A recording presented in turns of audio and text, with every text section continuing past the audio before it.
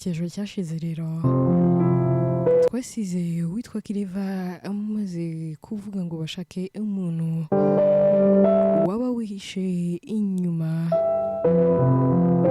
y'uburozi basanze mu mubiri wa Bwuzu.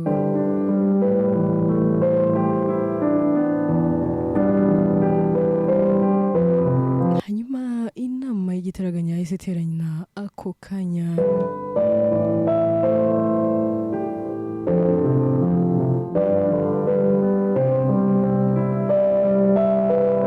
Hanyuma bagatangira kubazanya ati se ninde waba warakoze ayo marorerwa, ninde wagerageje kwambura uriya mwana w'umukobwa ubuzima, uriya ko ari umuziranenge, ese uwabikoze yaba ari kumuhora iki, uwo muntu se ubundi baba bapfa iki?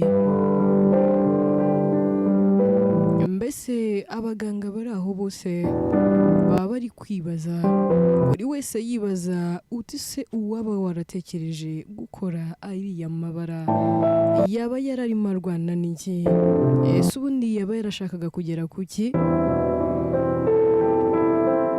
ese ubundi ubwo yaba yarari kuyihe papa se ko abagome bagwira, ubu uriya mwana w'umukobwa yari kuba azize iki iyo aza kuba yapfuye, dore ko n'ubundi yagarukiye ku mwamba.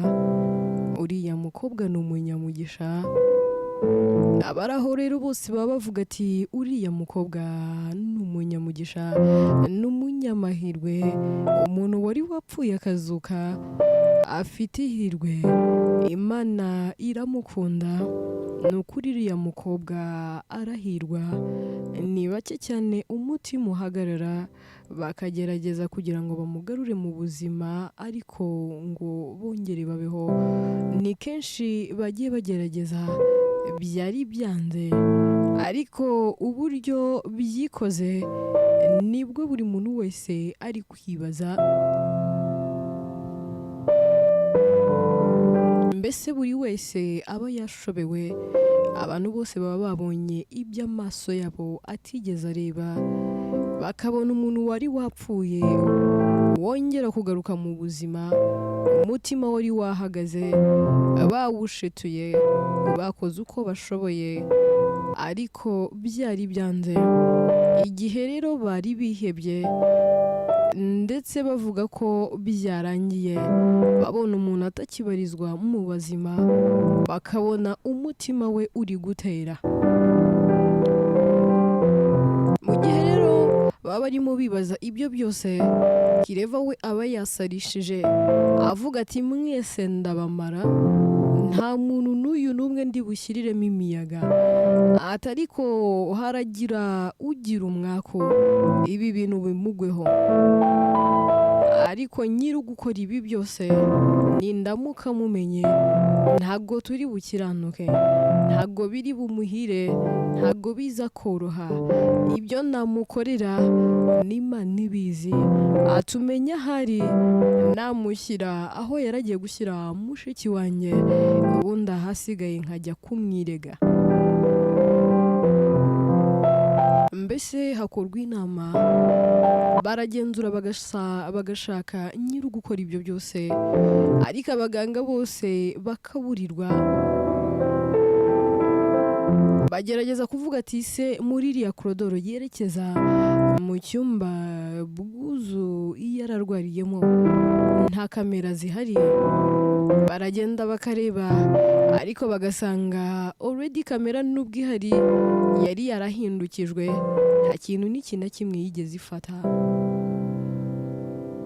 Kireva aratekereza akavuga ati mu bigaragara hari umwanzi utwihishemo, hari umuntu turimo, ese uyu muntu n'iki yashakaga, kuki yashakaga kunyambura urukundo rw'ubuzima bwanjye, kuki yashakaga kunyambura igice kinini cy'ubuzima bwanjye, ese kuki yashakaga kunyambura umwana umwe rukumbi, umuvandimwe wanjye umwe rukumbi nkunda kurusha byose ntunze,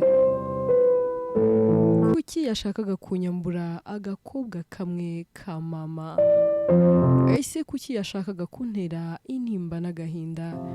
Atangira kubaza abaganga bari aho afite ikiniga, ati niki nabakoshereje, niki nabakoreye, basi nsaba imbabazi, ariko umujinya mureke kuwutura mushiki wanjye.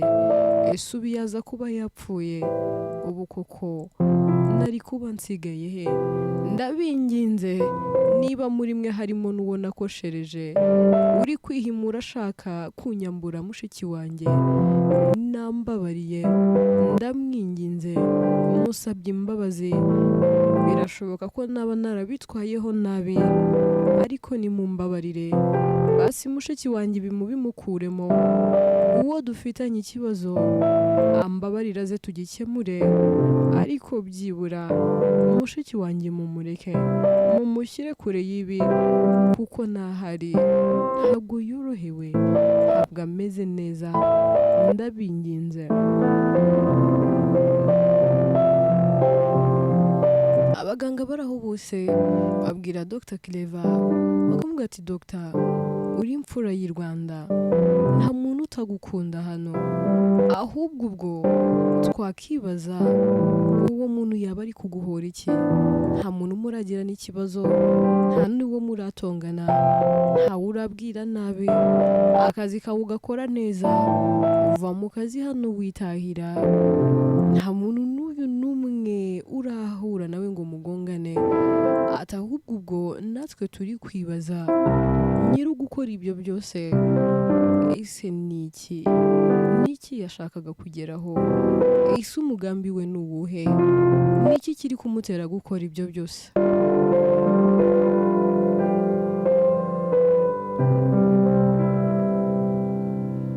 Claver rero nta kindi akora, ahita yisohokera, akavuga ati n'ubundi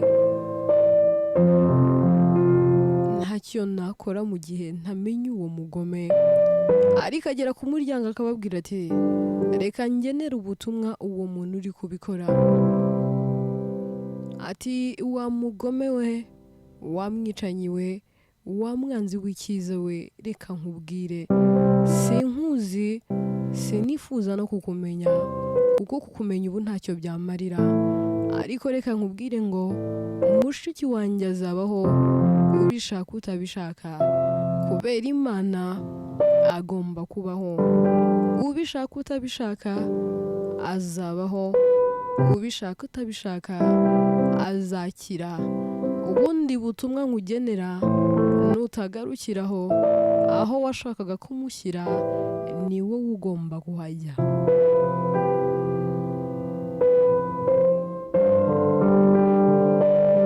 Claver ahita yisohokera, Dr Ryan nawe akamukurikira, abandi baganga nabo bakajya mu kazi kabo. Arasohoka rero agahura na Bwiza, akamubwira ati kandi sister, wongeye kuva iruhande rw'umuvandimwe? Undi ati nari nkuzaniye inkuru nziza. Undi ati si inkuru nziza unzaniye ni iyihe? Ati ndabona udutoki twa Bwuzu turimo tubuje ukuntu umenya haragiye gukanguka, ndabinginze nimuze mwihuta, ahari wabona akangutse, ahari wabona yongeye kutugarukira.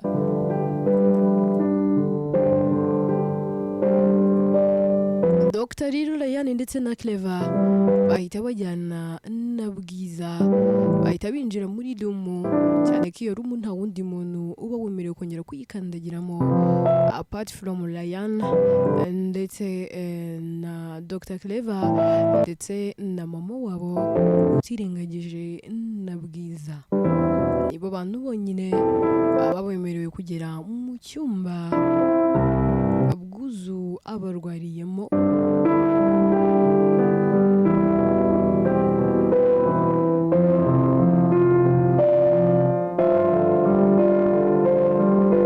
Hanyuma rero bagera mu cyumba bagasanga Bwuzu yakangutse, ariko ntago ari kubuja, ntaratangira kuvuga. Claver rero ahita amubaza ati mushiki wanjye nkunda, sister mwiza, ese uri kumbona? Ese uri kumbona? Bwuzu rero aho gusubiza ahita atangira kurira, aho gusubiza amarira asuka aba menshi,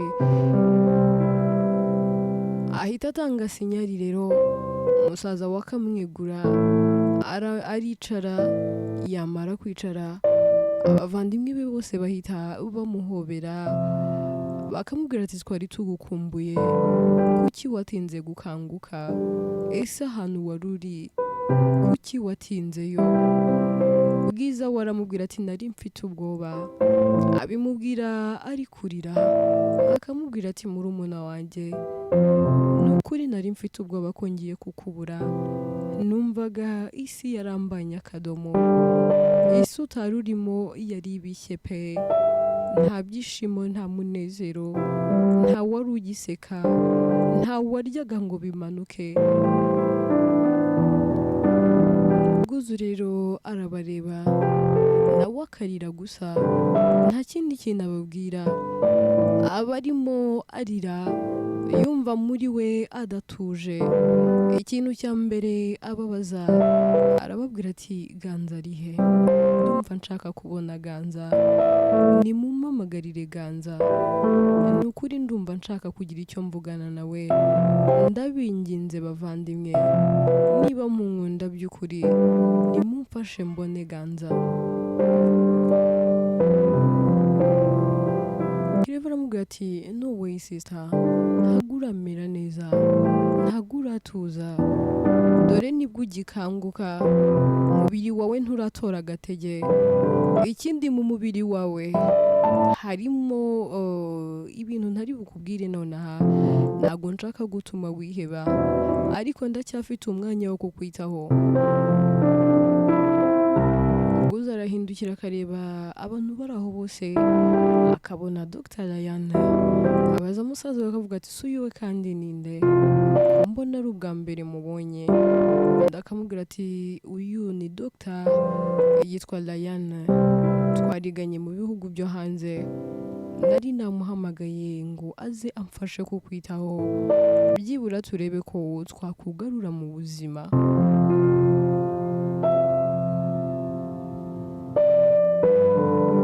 Aramuramutsa akamubwira ati uraho Dr. Ryan, ati reka ngushimire niba nawe uri mu bantu bamfashije kandi banyitayeho.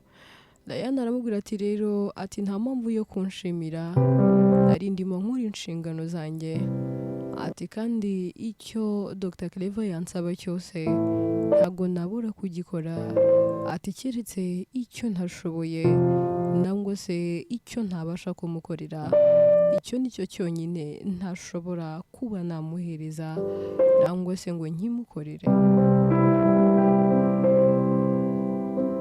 Bwuzu rero akomeza kubabwira ati nimumpamagarire umukundwa wanjye, ndabinginze nimumpamagarire Ganza, ntago nitaye kuri ABC, ndumva mushaka, ndumva mukumbuye, nimumuhamagare, ese ubundi ari hehe, kuki atari hano?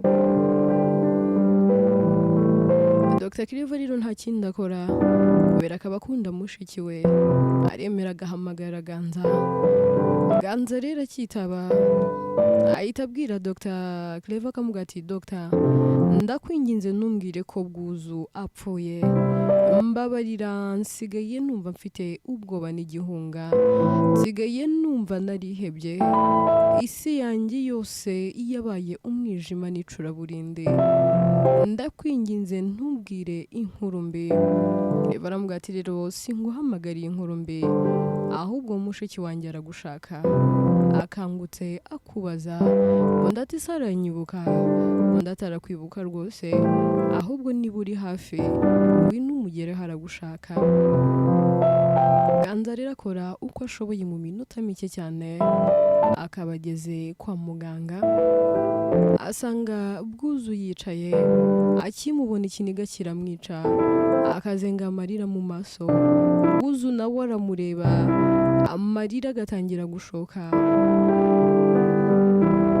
Ganza rero aramwegera bagahoberana, akamubwira ati nari ngukumbuye umukobwa nkunda, nari ngukumbuye rukundo rwanjye, nari ngukumbuye byose byanjye. Ese kuki watinze? Kuki watinze gukanguka? Ese ko wari udusize he? Ubwo aramubwira ati nanjye niyo mpamvu nagarutse. Nakugarukiye mwiza wanjye. Nakugarukiye byose byanjye. Nakugarukiye wowe nkunda. Atariko kugeza na n'ubu sindasobanukirwa. Ndumva nyifite ihurizo muri njye. Ndumva mfite byinshi byo kukubaza. Ndumva mfite ibintu byinshi byo kuganira nawe. Ese uwanyemerera tukaganira? Undi ati ntabwo uramera neza. Reka tuzaganira ikindi gihe. Ubwo ati oya. Mfite byinshi nshaka kukubaza. Mbabarira ubyemere. Ureke tuganire. Ureke ngira icyo nkwibariza. Dr. Ryan ndetse na Claver rero na Bwiza barasohoka bagaha umwanya Ganza ndetse na Bwuzu kugira ngo baganire. Dr. rero Ryan ahita abaza Claver ati uriya ni mushiki wawe? Muravukana se? Mama kuri mama umwe na tata umwe? Ndati yego. Ndati ntibishoboka. Ntabwo bibaho. Ati burya namurebaga aryamye. Ati ubu nibwo najya namwitegereza. Umukobwa mwiza kuriya se mwavukana? Ntabwo bibaho. Ndati subona njye ntari umusore mwiza ku buryo ntavukana n'umukobwa mwiza. Ndati ati mushiki wawe arakubiye bro. Turiya mukobwa ararenza. Ni mwiza cyane. Ndati ariko n'uyu turi kumwe ni mwiza. Ati wowe sinavuga. Nabibonye mbere ndicecekera. Ati biragaragarira mu maso ya buri umwe. Ati nutabibona rwose yaba afite ikibazo. Wowe sinakwirwa mugarukaho. Ni Bwiza nk'izina rye. Ni mwiza arakubiye. Ati ariko na Bwuzu atankuyemo kabisa. Ati baze ko ari we nireberaga gusa. Nubwo nari nitaye kuri mwebwe. Arebaga ubwiza afite. Avuga ati mana uzi kurema. Mana uzi kurema witonze rwose. Ati kuko narebye mu isura ye mbona ubwiza afite ntibusanzwe. Dr. araseka. Ati nyamara urazimada. Ati mushiki wanjye rero ni mukobwa jana. Ati nushaka rwose umbwire nguhe amashyo yose abaho kuri iyi si, ariko mushiki wawe arakubiye. Ati try your best. Nakwemera nyine. Nyine nuko. Ati natebyaga. I was just kidding. Reka ibyo tubiveho. Icy'ingenzi ni uko bari muzima kandi ameze neza. Yavuye muri la situation mbi. Witwa rero Dr. Claver ashimira Ryan akamubwira ati wakoze kuhaba. Ati uburozi yarafite mu mubiri bwagombaga kumuhitana, ariko dozi wagiye umutera zatumye uburozi bwari buri mu mubiri buvumvamo. Ati ahubwo mu kanya turaza kumufata ibizamini turebe ko byibura bwamushizemo.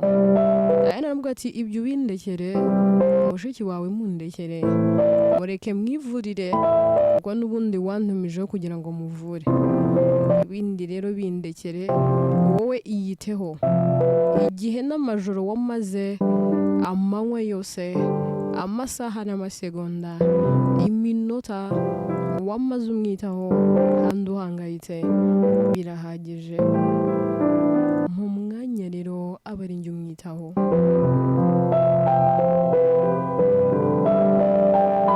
Bahita rero bava aho ngaho bakajyana na Bwiza bakigira kuri lunch.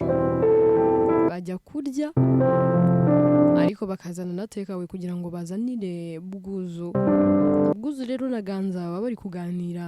Bwuzu akamubaza ati mbabarira kandi mbabarira umbwize ukuri, ntuce ku ruhande kandi ntuze kumbeshya. Mbwira, ndumva mfite amatsiko. Ati urabizi ndagukunda kandi ngukunda n'umutima wanjye wose. Wa musore we, uru rukundo rwanjye rwa mbere, kuva nabaho nitwa njye, kuva nava mu nda ya mama, ni wowe musore nagize ndakunda, ni wowe musore wabashije kuganza intekerezo n'umutima wanjye, ni wowe musore watumye ntifata. Ni ukuri waranzonze mwiza wanjye, ariko mfite gushidikanya muri njyewe. Ndumva mfite ubwoba, ndumva mfite igihunga, mbabarira umbwire.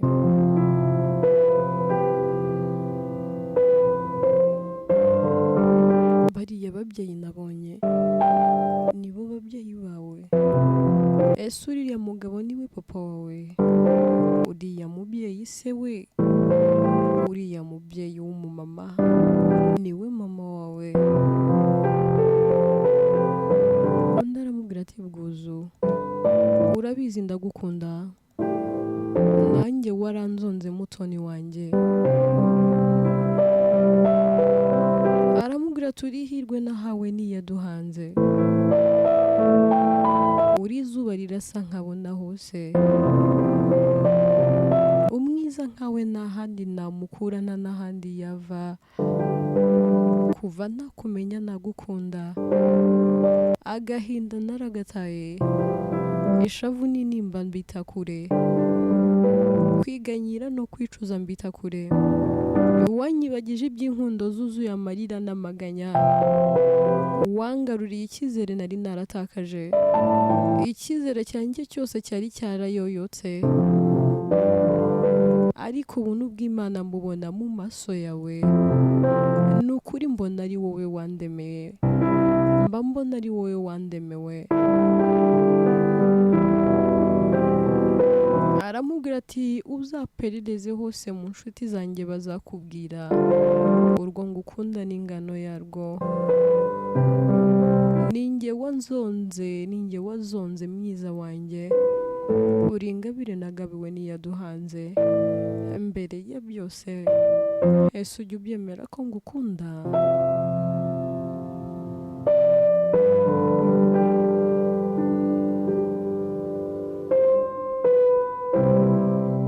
Undi ati ndabyemera ko nkunda umukunzi wanjye. Ati kandi sinjya nshidikanya ku rukundo nkunda.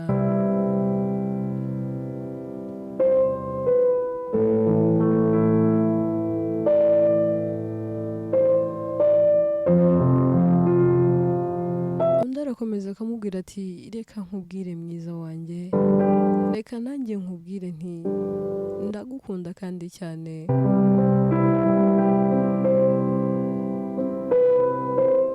Ati nkunda kunkunda, ni ukuri sinabihisha, kandi si ibi gusa mvuze, hari n'ibindi. Cyengerwa cyane n'ubwo ngukunda, bose babimenye ko ari wowe nkunda, abandi bibabera urugero rwiza. Ndagukunda n'umutima wanjye wose, amahirwe nk'aya sinayitesha. Umugisha nahawe uruta iyindi yose, ni wowe mukunzi ubaruta bose. Urabizi ko nta wakundutira, nta n'uwagusimbura, ariko mbabarira umbwire, bariya ni ababyeyi bawe? Undi aramubwira ati yego, Fred ni data, Nayisi ni mama. Ati kugeza ubu sinshaka gutekereza ku byo nabwiwe, sinshaka kubikurura no kubyumva. Ese wowe uri kwizera ko uri mushiki wanjye? Ese ubundi numara kubyizera bwo, ese uri tayari kundeka? Njye ntago numva umutima unyemeza kukureka, ndumva ntazaguhara, ndumva ntagomba kukubura. Bwuzu aramubwira ati ganza, iteka uganza mu ntekerezo no mu mutima wanjye. Uri ganza nkunda, ganza usagambe mu ntekerezo no mu mutima, uganza usagambe mu byiyumviro no mu bwonko. Ni wowe utuma nsusuruka nkanezerwa, ni wowe undasira iyo ndi mu mwijima w'icuraburindi. Inseko yawe nziza ituma nanjye mwenyura, urukundo unkunda runyibutsa yuko nkwiye gukundwa, urukundo unkunda runyibutsa yuko ndi uw'agaciro. Ntabwo rero nanjye niteguye kugusiga, ntabwo niteguye kukubura. Njyewe ndakomeje, ntabwo nitaye ko uriwe mu buzima bwanjye, sinitaye ku cyo ndi cyo mu buzima bwawe.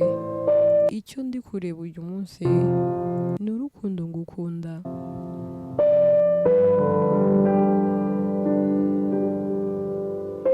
Ganza rero ahita amuga ati nari mfite ubwoba, numvaga nukanguka uzaza wanyanze, numvaga nukanguka uzaza udashaka no kumbona, ariko nshimishijwe nuko unkunda kandi ukinkunda.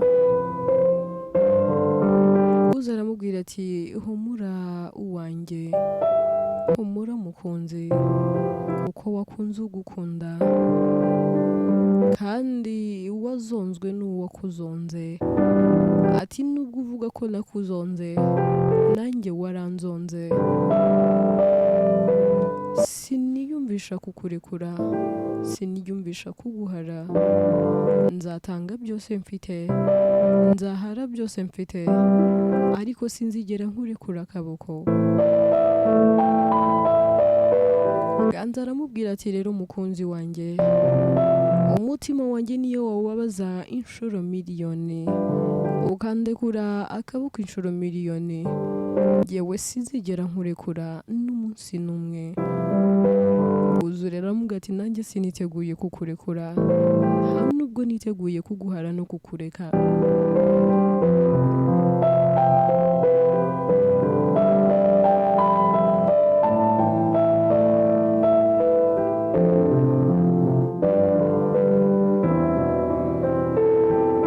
Bahita rero bahoberana,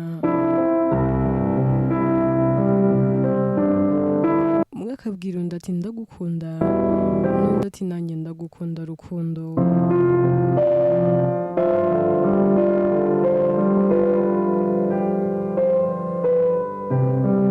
Hanyuma rero twigarukire kuri Clever ndetse na bagenzi be aribo Dr. Ryan ndetse na Bwiza. Agaruka aho ngaho mu kigo, iminsi rero iragenda ikicuma, iminsi ikagenda ikaba myinshi, iba myinshi cyane. Ganza na Bwuzu bagakomeza kwikundanira.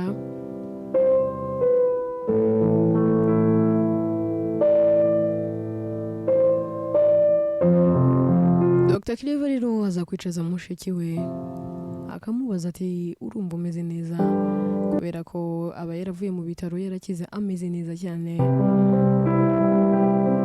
Aramwicaza akamubaza ati ibintu urimo urabizi? Undi ati se ibiki musaza wanjye? Ndaramubwira ati ese uriya musore ukomeje kwizirikaho, uriya Ganza ukomeje gukunda, ntago ubizi ko ari musaza wawe? Ndaramubwira ati musaza wanjye urabizi ndagukunda, ariko ibyo sinshaka kubitekerezaho.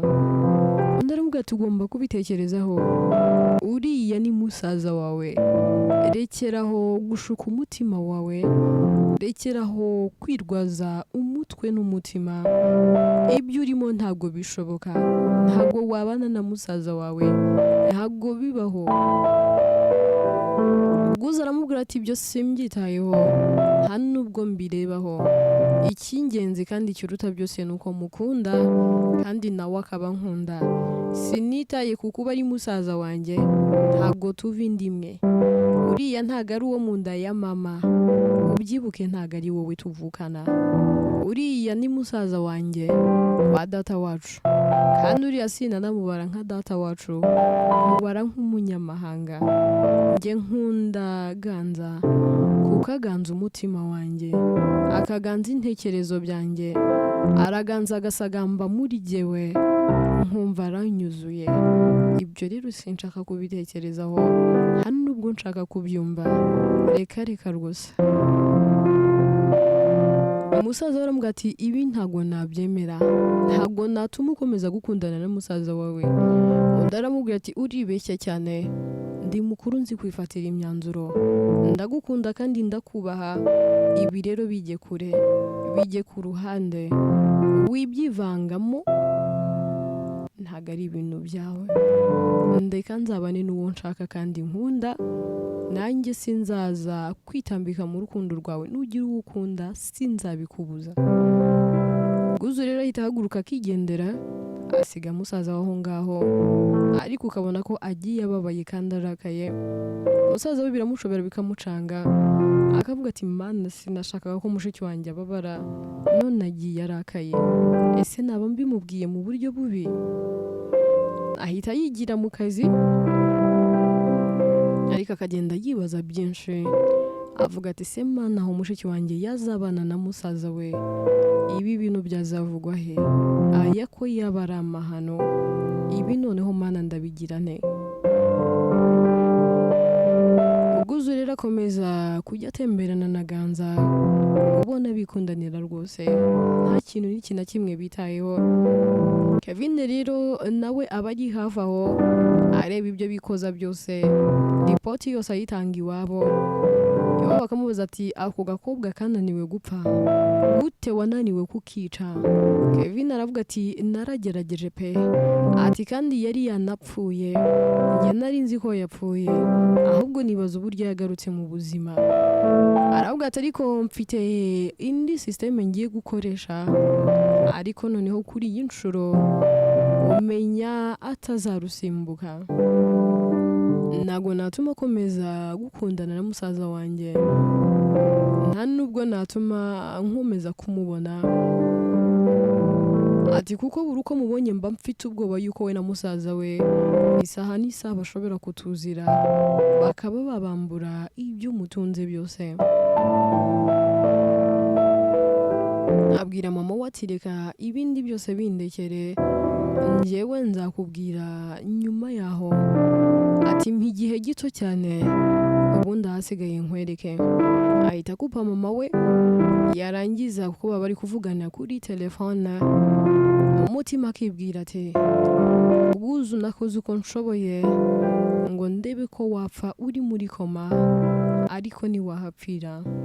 Ngiye kukwigiraho inshuti, nimara kukwigiraho inshuti ndebe ko natsindira icyizere cyawe, nimara gutsindira icyizere cyawe nzagutega aside mu cyo kunywa, ndabizi zacagagura amara yawe, numara kunywa aside ntabwo uzaba ukibayeho. Bariya baganga urata ukarata na musaza wawe ngo w'umunyabwenge w'umuhanga, ntawe ntazashobora kugukiza.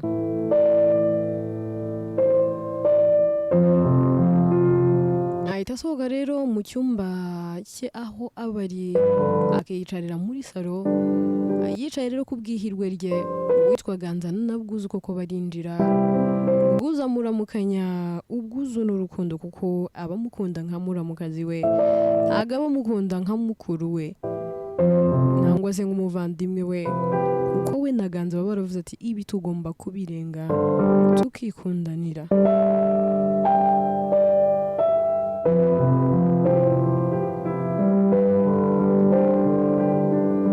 Asanga rero witwa Kevin yicayeho akamuramutsa, ubona nyine nawe amusekera nk'umukunze, ariko akamusekera bigaragarira inyuma ku isura, ariko mw'imbere ku mutima avuga ati kaze neza mboga zizanye, ubu nibwo ngiye kujya nakurimbura neza kandi ntuje. Hanyuma rero uwitwa Bwuzu ndetse na Kevin batangira kuganira. Bwuzu yareba akabona Kevin n'umwana mwiza n'imfura, akavuga ati ese wareka tukibera inshuti? Ati inyuma yuko cyangwa se ku ruhande rw'uko naba nkundana na musaza wawe, wareka ibyo tukabishyira ku ruhande, njye nawe tukibera inshuti. Kevin mu mutima ati ibyo nibyo nashakaga, numvaga nshaka ko tuba inshuti, batangira kuba inshuti, bakajya batemberana, bagasohokana, bagasangira buri kimwe. Umunsi umwe rero Kevin ava mu kazi ahamagara uwitwa Bwuzu akamubwira ati inshuti yanjye, muramukazi wanjye, ese uri hehe? Undi ati nari ndi kuva mu kazi. Undi ati gira ahantu nsanga. Ati nakoresheje ka juice ukunda. Ati nazanye utujuice tubiri, nazanye akanjye n'akawe, hansange tube dutemberana gake gake tunasangira aka ka juice.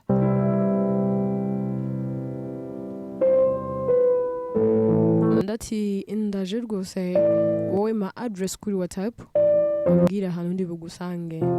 Undi rero afata juice aba afite uko ari ebyiri, imwe akayisukamo acide, indi akayigumana. Bwuzu rero araza akahamusanga, yamara kuhamusanga undi ahita amuhereza aka juice akamubwira ati akira, ahita anamuramutsa akamubwira ati urakoze cyane. Hanyuma bahita bicara aho ngaho ngo baganire, ari nako bari kunywa kuri utwo tujuice. Hanyuma reka inkuru yacu tuyisubikira aha ngaha. Ese Bwuzu yaba agiye kunywa iyi juice, nayinywa se kandi irimo acide, aho ngaho ararurokoka, nangwa noneho Kevin yaba agiye kumurimbura ageze ku cyo ashaka? Byose rero tuzabimenya ku munsi w'ejo. Inkuru yacu yitwa Ihora Ihoze, njye yandika kandi nkayibagezwaho. Nitwa Atete Princess Pauline Obvious. Ibitekerezo byanyu ni ingenzi kandi ni inyamibwa.